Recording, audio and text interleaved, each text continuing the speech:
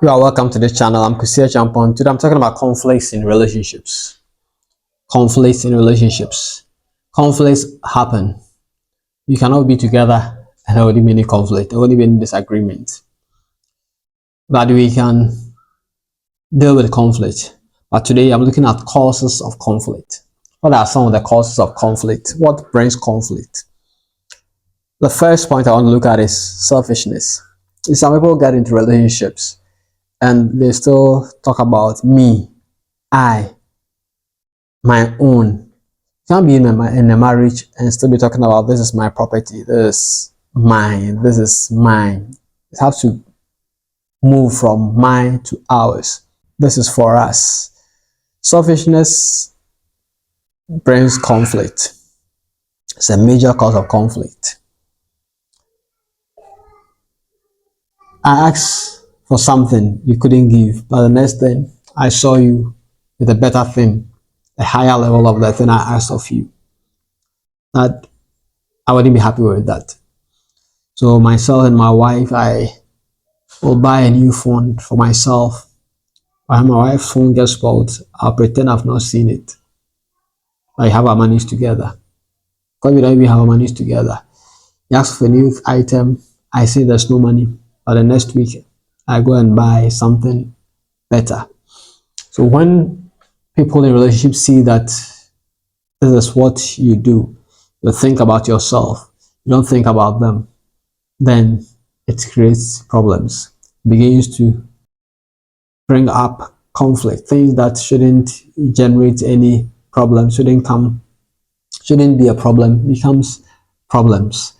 And so we have to be very, very careful and avoid being selfish. Of course, one way or the other, we are all selfish. We think of ourselves first, but we have to be very intentional when we are in a relationship. We have to be careful not to think about ourselves only.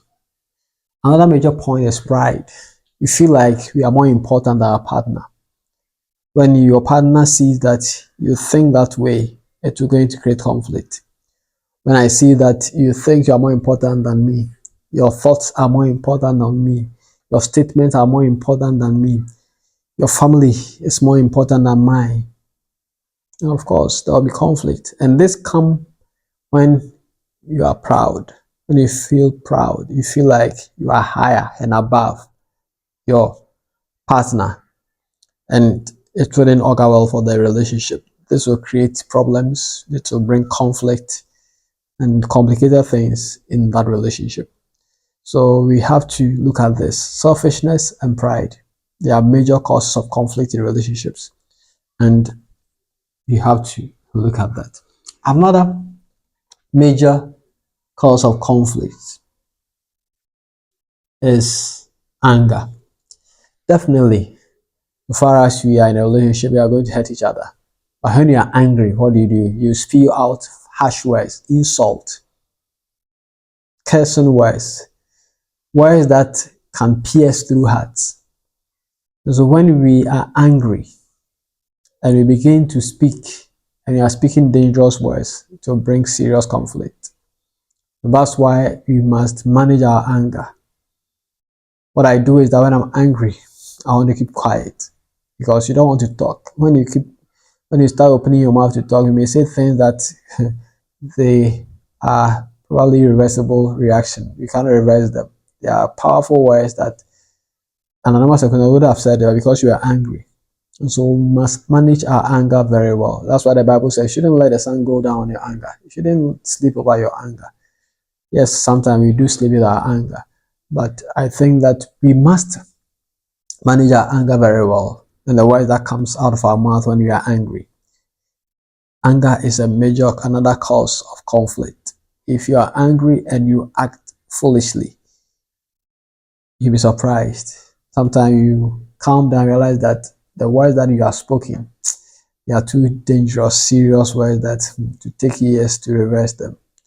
And that's why it's important we are careful not to let our anger take the better part of us and cause us to spew out harsh words. So the third cause of conflict is lack of forgiveness. Like I said, we hurt ourselves, we offend ourselves, and we must have the heart to forgive. But if you don't forgive, and whenever there's another thing, we just try to bring it back. What happened 20 years ago? What happened 30 years ago? Then, of course, forgiveness has been thrown away. We did not forgive the person the first time, and that's why we are bringing it back again. So, lack of forgiveness becomes a major cause, another cause of conflict that we have to deal with. If you really forgave me, you wouldn't bring it back again. And we are human. The fact that I did it yesterday does not mean that I will not do it in future. But whatever it is, you have to get the heart to forgive. So far as you are in that relationship together as husband and wife, or as people who are planning to marry, we must have the heart to forgive ourselves.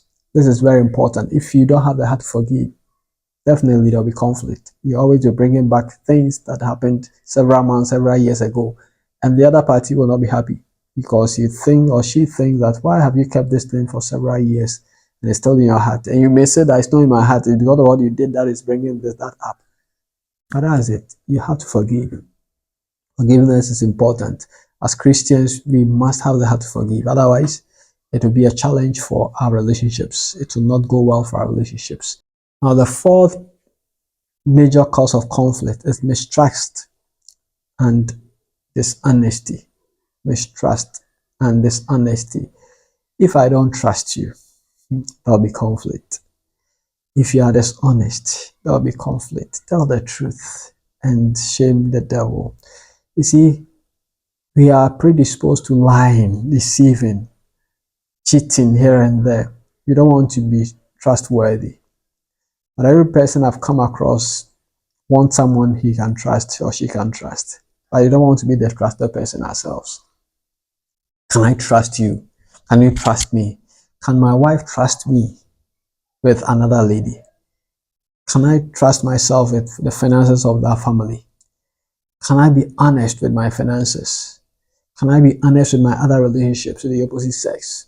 Can I be honest with my friends, with my family? Honesty, trustworthiness are very important. If you are not living a life that people can trust us with, what about our close people, our family? The person you say you love, that person should be able to trust you. But if your wife cannot trust you, your husband cannot trust you, that is honest to the person you are professing to marry, that is honest to your friends, then of course it will bring conflict. Because if I don't trust whatever you say, I will not believe you. And you'll be offended I don't believe what you said. But because of your previous lifestyle, you have not changed. You are still lying. You have not changed your ways. So being trustworthy is key. We shouldn't be cheating, telling lies here and there, and corrupting ourselves with the things that are around. You have to be honest. Say what it is. Tell the truth and shame the devil. So these are some of the causes of conflict in relationships. I believe that if we can look at ourselves and look at these 4 points we've listed and we can correct the mistakes, I think that relationships will be better. And we can make our marriages and our relationships heaven on earth. These can cause problems, but I believe that if we can decide to throw away pride and lack of forgiveness and dishonesty and mistrust out of our lives, I believe that relationship will be good, will be nice, and people will come who want to have a great relationship like our own. Thank you for watching. I'm Kusi Achampong. If you have not subscribed to this channel, please subscribe to this to receive notification whenever I upload a new video. You can as well like or share this video. God bless you.